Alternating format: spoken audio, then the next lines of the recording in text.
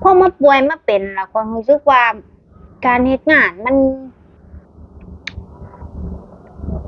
คือแบบเฮ็ดน่ะเฮ็ดได้นั่นแหละตามหน้าที่แต่ว่าบ่เซาทุ่มล่ะแต่กี้แบบทุ่มทุกแรงกายแรงใจคือเฮ็ดทุกสิ่งทุกอย่างย้านเขาว่าแต่ซุมื้อนี้พอเราป่วยแล้วเรารู้สึกว่าเป็นหยังอะก็คือบ่มีอิหยังแทนร่างกายเราได้เขาเว้ารู้เรื่องบ่บ่น่าจะรู้เรื่องแต่ว่าก็จะบ่มีอิหยังแทนเราได้แล้วอะไอ้ร่างกายเราอะคือเอาเงินมาเท่าไรก็ซื้อบ่ได้แล้วก็เวลาคือกันมีเงินมหาศาลก็ซื้อบ่ได้ก็เลยรู้สึกว่าบ่อยากสิทุ่มเทแล้วเฮ็ดแค่พอประมาณ